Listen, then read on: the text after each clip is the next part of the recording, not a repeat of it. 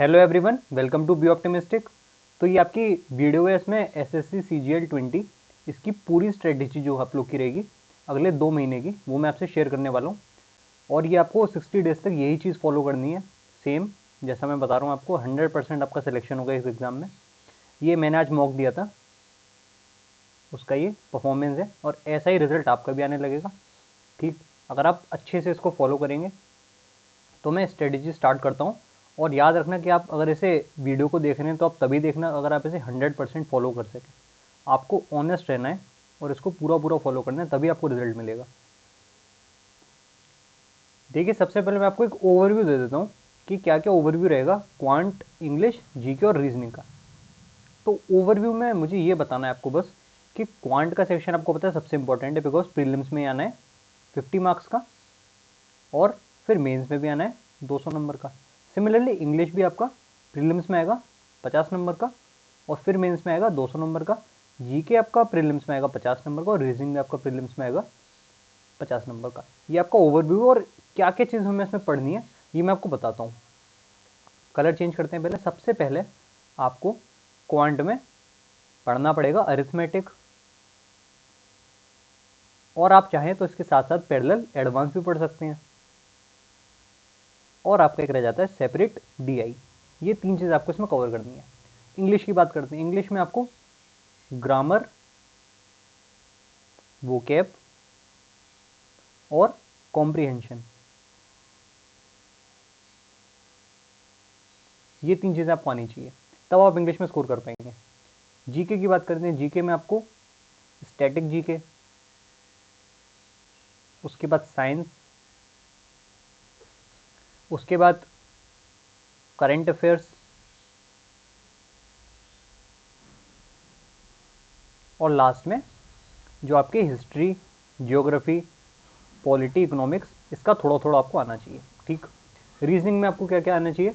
Reasoning में आपके जितने भी रीजनिंग के छोटे छोटे टॉपिक्स रहते हैं, ऐसे करीब 20 टॉपिक्स हैं रीजनिंग में, वो मैं आपसे अभी आपको शेयर करूँगा। वो सारे टॉपिक्स के नेम है, ये आपको कवर करने हैं। और अगर कोई मेरे से पूछे इसमें सबसे हल्का पार्ट कौन सा है, सबसे हल्का पार्ट आपका रीजनिंग का है। ठीक है, ये आपका सबसे लाइटेस्ट पार्ट है। इसको आप चाहें तो 20 दिन में या 25 दिन में कंप्लीट कर सकते हैं। ठीक, तो अब मैं वीडियो स्टार्ट करता हूँ आपकी मेन, कि क्या आपकी स्ट्रेटजी रहेगी। ठीक, सब्जेक्ट वाइज।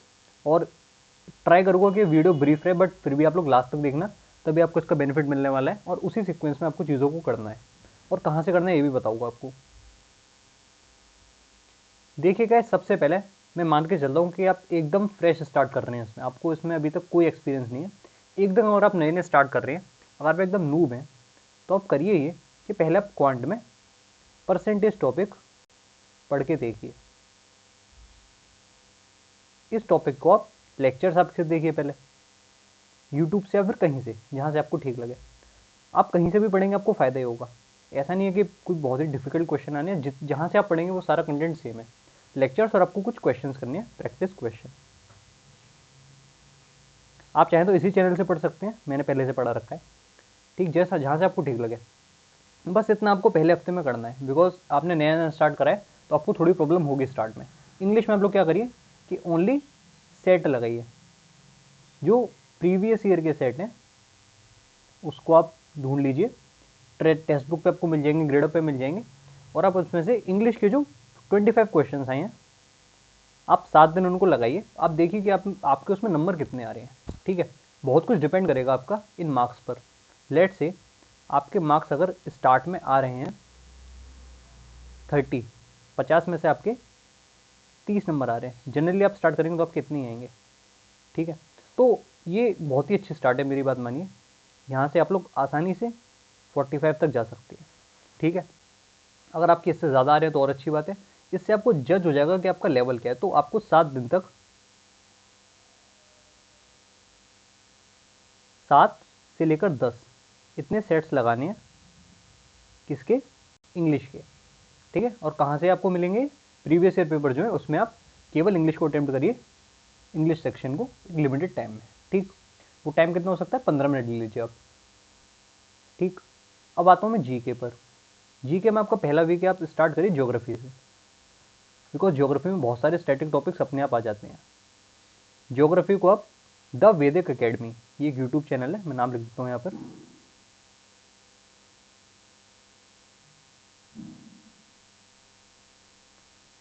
द वैदिक एकेडमी, इस पर आप जाइए, ज्योग्राफी की प्लेलिस्ट मिलेगी, उसको पूरा कंप्लीट करिए और नोट्स बनाइए।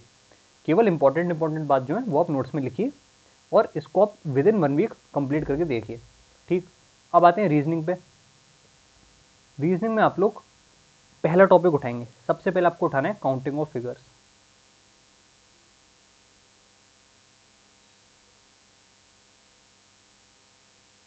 ये टॉपिक आपको, बस केवल ये टॉपिक, मैं कुछ ज़्यादा काम नहीं दे रहा हूँ आपको, पहले हफ्ते में एकदम मिनिमम लोड रखा है, काउंटिंग ऑफ फिगर्स बस आपको कंप्लीट करना है। काउंटिंग ऑफ फिगर से 2 क्वेश्चंस आपके पेपर में आते ही आते हैं, ये बात आप याद रखना, ठीक है।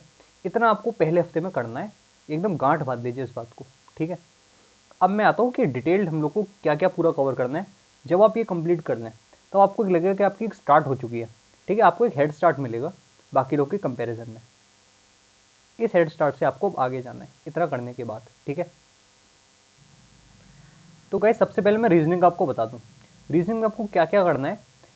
ये सारे टॉपिक्स हैं और ये इनका वेटेज है, हर टॉपिक से जनरली 1-1, 2-2, 3-3 क्वेश्चन आपके आने वाले हैं। मोस्ट ऑफ द टॉपिक से आपके 1-1 क्वेश्चन आएंगे और कुछ टॉपिक्स हैं जिससे 2-3 आ सकते हैं, ठीक।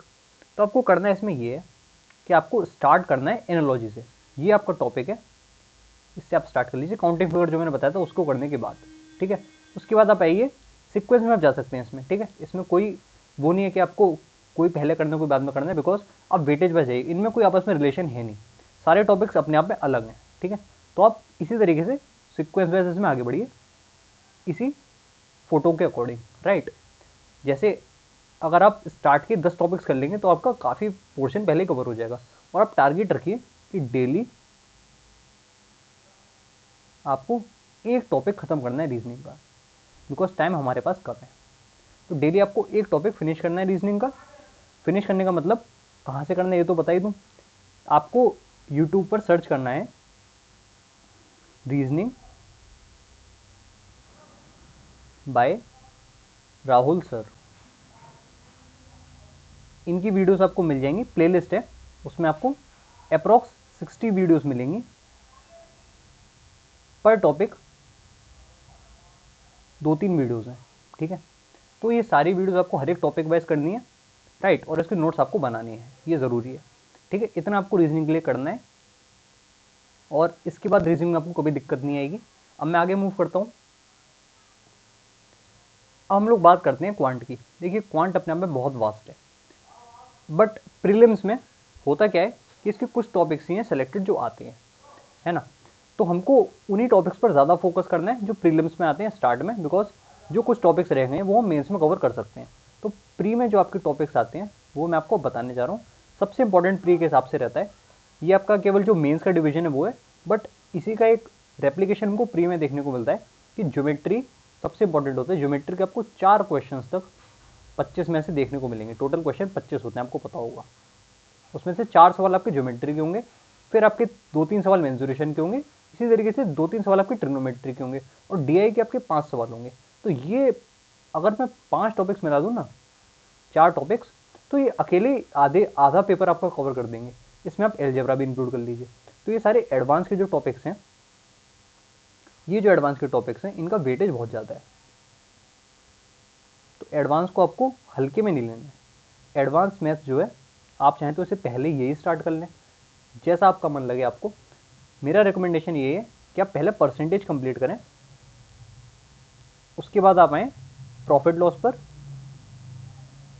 एक बार जब ये 2 टॉपिक्स आपने कर लिए, इसमें आपको 1 हफ्ता लगता है तो वो ठीक है, अगर आपको इसमें 2-3 दिन और ज़्यादा लग जाते हैं तो कोई दिक्कत नहीं है। इसके बाद आप एडवांस मैथ्स पर आएँ और एडवांस मैथ्स आप पूरी कंप्लीट करें, बिकॉज प्रीलिम्स के हिसाब से बहुत इंपॉर्टेंट है और जितना टाइम हमारे पास बचा है उसके लिए इन टॉपिक्स का होना बहुत ज़रूरी है हमारे पास। बिकॉज आप सोचिए, ज्योमेट्री के 4 क्वेश्चन प्लस मेंसुरेशन में केवल 2 मान लेता हूँ, ठीक है, फिर मैं ट्रिग्नोमेट्री के 3 क्वेश्चन लूँगा, उसके बाद डीआई के मेरे 4 सवाल आने हैं, उसके बाद एलजेब्रा के मेरे 3 सवाल आने हैं। इनको अगर मैं जोड़ूँ तो ये कितना हो गया, यहाँ से 10-16 लगभग 16 क्वेश्चंस आप देख रहे हैं, इतने ऐसे पोर्शन से बनने, और बाकी सारा हमारा ऐसे ही पड़ा हुआ है, ठीक है, आउट ऑफ 25। इसीलिए मैं आपसे कह रहा हूँ कि पहले आप इनको कंप्लीट करिए और मैं आपको बताता हूँ कि इसके बाद आपको क्या करना है। एक बार जब आपने ये कर लिया, फिर आप आइए ये सिंप्लीफिकेशन वगैरह छोटे छोटे टॉपिक हैं, इनको आप निपटाते जाइए। ठीक है, अब ये आपने कर लिया। अब इसके बाद आपको अरिथमेटिक पकड़ना है, बिकॉज ये जो प्रॉफिट लॉस और परसेंटेज है अरिथमेटिक का पार्ट है और वो आपने बीच में छोड़ रखा है। उसके बाद आप एडवांस पे आए थे। अब आप अरिथमेटिक में क्या करिए, इसके बाद आप रेशियो प्रोपोर्शन करिए। उसके बाद आपको करना है टाइम एंड वर्क। फिर आप कर लीजिए इसमें interest, simple interest, compound interest. और उसके बाद आपके जो टॉपिक है वो है मिक्सचर एलिगेशन। फिर आप आ जाइए टाइम स्पीड डिस्टेंस पर। और इसमें कोई हार्ड एंड फास्ट रूल नहीं है, परसेंटेज आपका पहले हो चुका है। नंबर सीरीज ये पहले आता तब नहीं आता है। अब प्रॉफिट लॉस हम का पहले करवा चुके हैं, एवरेजेस आप लास्ट में करिए, ये आपको लास्ट में करना है। ठीक है, इस तरीके से आपका सारा कवर हो जाएगा। नंबर सिस्टम एक ये अकेला रह जाएगा। ये आपको डिसीजन लेना है कि आपको ये पढ़ना है कि नहीं पढ़ना है, बिकॉज ये बहुत बड़ा टॉपिक है। ठीक है, तो अगर टाइम आपके पास बचे तो आप उसको जरूर करना लास्ट में, बट फिलहाल के लिए जो पैटर्न मैंने आपको बताया आपको वही फॉलो करना है। राइट, अब मैं आपको बाकी सारे टॉपिक्स के लिए बता देता हूँ। तो आपका क्वांट का हम लोग पहले ही बता चुके हैं। अब हम लोग बात करते हैं जीके के लिए। देखिए जीके अपने आप में बहुत बड़ा विशाल भंडार है। जीके में आपका सब कुछ आ जाता है। और मैंने आपको क्या क्या बताया था, आपको क्या क्या करना है जीके में। मैंने आपको बोला था कि आपको क्या क्या कंप्लीट करना है। स्टैटिक जीके करनी है आपको, करंट अफेयर्स भी करने हैं।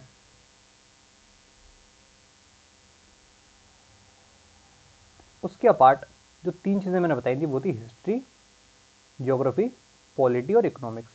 इनका केवल ओवरव्यू लेना है आपको। ये जो नीचे चार चीज़ें लिखी है ना, इससे कोई बहुत ज़्यादा आप पढ़ के भी कुछ इसमें उखाड़ नहीं पाएंगे। इतने का आप ओवरव्यू कहाँ से लेंगे, मतलब ऐसा ना हो कि बहुत ही कम पढ़ लें या बहुत ही ज़्यादा पढ़ लें। एक जो बीच का रास्ता होता है ना, वो इसमें आपको लेना है। और वो आपको वैदिक अकेडमी जो चैनल है उस पर आपको इन चारों के लेक्चर्स आपको मिल जाएंगे। वो कंप्लीटली एसएससी के पर्सपेक्टिव से हैं। ठीक है, इतना आप यहाँ से कर लीजिए और आप यहाँ से स्टार्ट करिए ये चीज़ करके। करंट अफेयर्स के लिए मैं आपको बताता हूँ आपको क्या करना है। करंट अफेयर्स को कभी भी टेंशन से नहीं लेना है, इसको हमेशा लाइटली लेना है। और ये आप मंथली करिए, डेली आप मत करिए। डेली करना एक हेडेक हो जाएगा। भले ही वो वीडियो होता है 10-15 मिनट का करंट अफेयर्स का, बट हमको एक हेडेक लगने लगता है कि करना ही करना है। तो आप इसको मंथली करिए। मंथली जो आपका 2 आवर्स का या फिर 3 आवर्स का एक वीडियो आता है करंट अफेयर्स का, वो आप कर लीजिए, कहीं से भी कर लीजिए। ठीक है, उसमें आपका सब कवर हो जाएगा मंथ का, इंपॉर्टेंट एटलीस्ट एसएससी एग्जाम के लिए जितना पूछा जाता है वो आपका इसमें कवर हो जाएगा। अब बचा हमारा स्टैटिक जीके। स्टैटिक जितना हमने करा उस सबसे बड़ा है। स्टैटिक आप कह सकते हैं कि सबसे बड़ी चीज़ है। स्टैटिक में आप कितना भी पढ़ते रह जाएं फिर भी आपको लगेगा कि ये रह गया वो रह गया। तो स्टैटिक में आप मान के चलिए कि आपके पास टोटल 30 टॉपिक्स हैं स्टैटिक के जो इस एग्जाम के रेलिवेंट है। जैसे कि एक हो गया आपका नेशनल पार्क्स, फिर आपका रिवर्स हो गया। ये जो आपके टॉपिक्स हैं मैं आपको बता दूंगा। ठीक है, प्रेजेंटली मेरे पास इनकी लिस्ट नहीं है और थी भी तो वो कहीं इधर उधर गायब हो गई है। तो ये टॉपिक्स जो आपको आप इसमें देख लीजिए, कुछ इसमें हेडेक नहीं लेना है। बिकॉज होगा क्या कि जो आपका करंट अफेयर्स है, मोस्ट ऑफ द क्वेश्चंस मैं आपको अगर वेटेज बताऊं तो कैसा कैसा रहेगा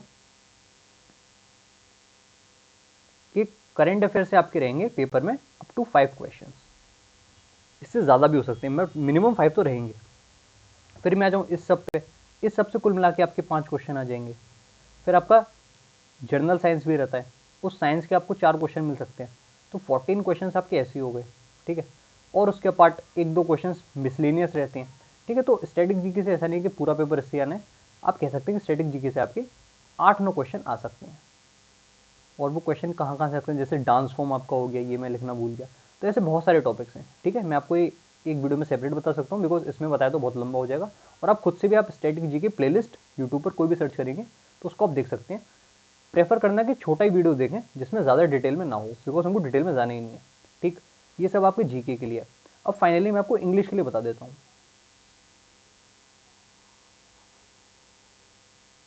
तो आपका क्वांट हो गया और जीके भी मैंने बता दिया।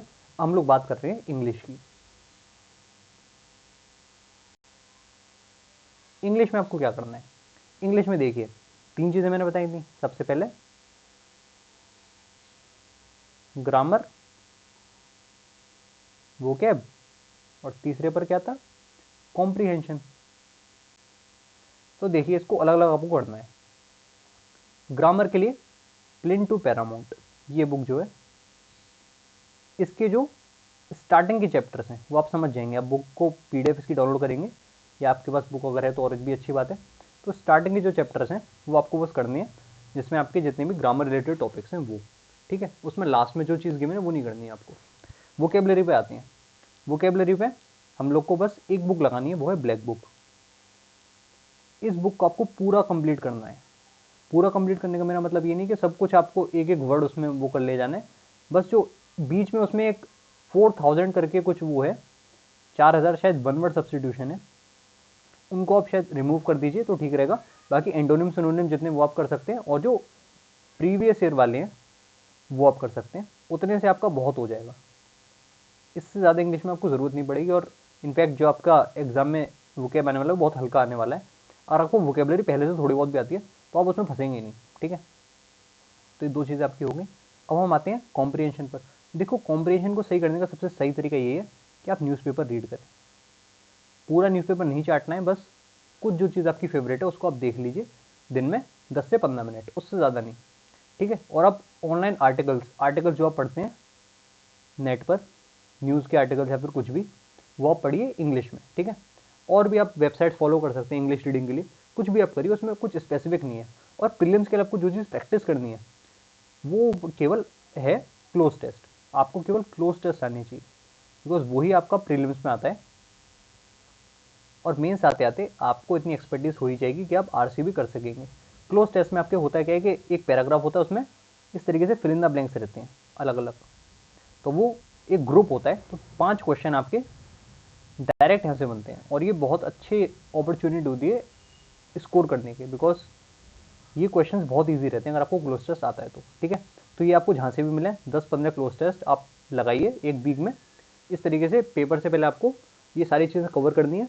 और ये मैंने आपको सब कुछ बता दिया कि आपको क्या करना है, कैसे करना है। बस मॉक्स का मेरे को आपको और बता देता हूँ। मॉक में आपको करना ये है, GK हमारा हो गया, इंग्लिश हो गया और क्वांट हो गया। अब बात करते हैं मॉक की।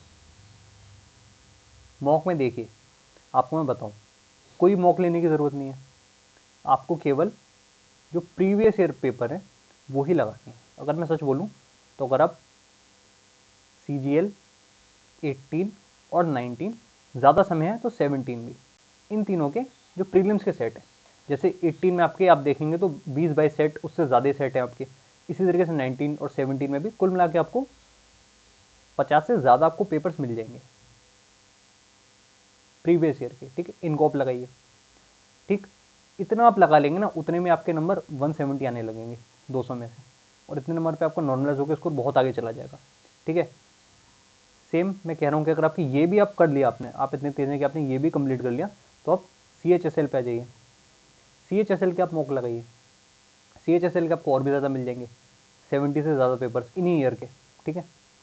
और इनफैक्ट सच बोलूँ तो प्रीलिम्स जो होता है दोनों का सेम ही रहता है। CHSL में जो क्वेश्चन आते हैं प्रीलिम्स में वो सेम होते हैं CGL के कंपैरिजन में। इनफैक्ट जो इसका लेवल रहता है वो कभी कभी ज़्यादा अच्छा रहता है, ठीक। ये आपको लगाना है, और मुझे पूरी उम्मीद है कि आप लोग इसको फॉलो करेंगे।